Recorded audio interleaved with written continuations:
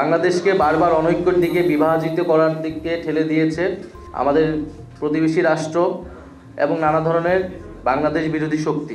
যাতে বাংলাদেশ শক্তিশালী রাষ্ট্র হিসেবে গড়ে উঠতে না পারে, এ কারণে বাংলাদেশকে কখনোই ঐক্যবদ্ধ হতে দেওয়া হয়নি এবং 5ই আগস্টের পরেও সেই চেষ্টা অব্যাহত রয়েছে। আমরা দেখছি যে ভারতীয় মিডিয়ায় নানা ধরনের প্রচারণা চলছে, বাংলাদেশকে নিয়ে নানা ধরনের সেখানে অপপ্রচার চলছে। আওয়ামী লীগ নানা ধরনের অপপ্রচার করছে। বাংলাদেশের এই অনৈক্যের পিছে আমি মনে করি যে মূলত রয়েছে আওয়ামী লীগ, কারণ আওয়ামী লীগ চায় না যে এই ঐক্য থাকুক। ফলে বাংলাদেশকে ফ্যাসিবাদ মুক্ত রাখতে হলে আমাদের সেই ঐক্যের জায়গাটা সবসময় ধরে রাখতে হবে। এটা এককভাবে জাতীয় নাগরিক পার্টির উপরে দায় চাপালে হবে না। জাতীয় নাগরিক পার্টি তার যেটা প্রত্যাশা, জনগণের যেটা আকাঙ্ক্ষা বলে সে মনে করে, সেই কথা বারবার ব্যক্ত করে গিয়েছে যে আমরা একটা নতুন সংবিধান চাই, সেটার জন্য গণপরিষদ নির্বাচন চাই, আমরা মৌলিক সংস্কারের জন্য জুলাই সনদ চাই, আমরা বিচার চাই। কিন্তু বিএনপি সবসময় নির্বাচনের কথা বলে গিয়েছে, কিন্তু শুধু একটা জাতীয় নির্বাচনই এই গণঅভ্যুত্থানের পরে আমাদের একমাত্র আকাঙ্ক্ষা না।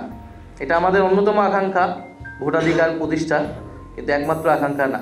রাজনৈতিক মতামত, ভিন্ন মত, আদর্শ কিন্তু আমাদের থাকতেই পারে, কিন্তু দেশের স্বার্থে, আমাদের জনগণের স্বার্থে আমাদের সব জায়গায় ঐক্যের জায়গায় যেতে হবে। আমরা এটা বিশ্বাস করি এবং আমরা সেই জন্য যে কোনো সময়ের জন্য আলোচনার জন্য আমরা প্রস্তুত আছি। দেশে যে ধরনের পরিস্থিতি তৈরি করা হয়েছিল আমরা আদালতে দেখতেছি, আমরা এনবিআরে দেখতেছি, আমরা যমুনার সামনে দেখতেছি।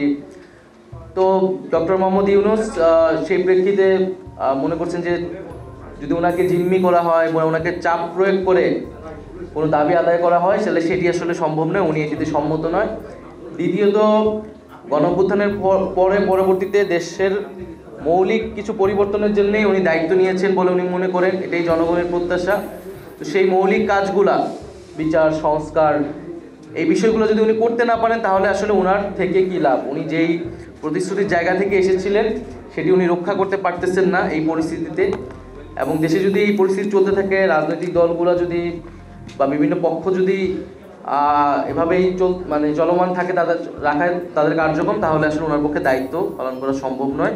যদি নির্বাচনের জন্য এরকমভাবে চাপ প্রয়োগ করা হয়, তাহলে একটা নিয়ন্ত্রিত নির্বাচন হতে যাচ্ছে এটাও তিনি সন্দেহ পোষণ করেছেন, ফলে ওইটার দায়ভার উনি নিতে চান। আমাদের জায়গা থেকে আমি বলেছি যে ওনাকে দায়িত্বে থাকতে হবে, কারণ প্রতিশ্রুতির জায়গা জনগণের কাছে ওনার রয়েছে, এবং ফলে উনি রাজনৈতিকভাবে বিষয়টা সমাধান করুক, সকল রাজনৈতিক দলগুলোকে বলুক। এবং জাতীয় নাগরিক পার্টি আমাদের জায়গা থেকে আমরা সকল বিভিন্ন রাজনৈতিক দলগুলোকে এই মেসেজ দিয়েছি, যাতে সবাই দেশের এই পরিস্থিতি বিবেচনা করে রাজনৈতিকভাবে ঐক্যবদ্ধ হয় এবং একটা ইতিবাচক সিদ্ধান্তের দিকে যায়। বন্দোবস্ত বলতে কিন্তু এটাই বোঝায় যে সেনা সমর্থিত এবং বিদেশি শক্তির প্রভাবে দেশে একটা জনগণ বিরোধী, গণতন্ত্র বিরোধী একটা সরকার।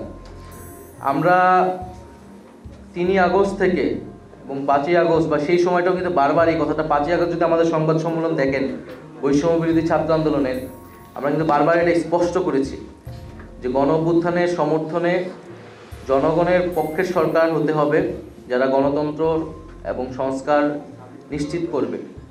আমরা সেনাবাহিনীর প্রতি আমাদের শ্রদ্ধা আছে। সেনাবাহিনী দেশের গুরুত্বপূর্ণ একটি প্রতিষ্ঠান, কিন্তু তার কাজ নয় রাজনৈতিক বিষয়ে সিদ্ধান্ত দেওয়া। তার কাজ দেশের প্রতিরক্ষা, দেশের নিরাপত্তা নিশ্চিত করা, এবং ক্রাইসিস মোমেন্টে তারা এখন রাস্তায় আছে, আইন শৃঙ্খলার বিষয়টিও দেখতেছে।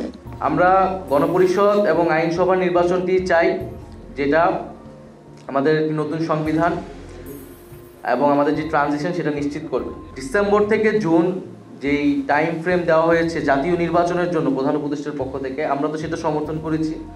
আমরা বলছি যে তার আগেই যে জুলাই ঘোষণাপত্র, বিচার, সংস্কার এগুলার নিশ্চিত করে আমরা জাতীয় নির্বাচনের দিকে যেতে পারি।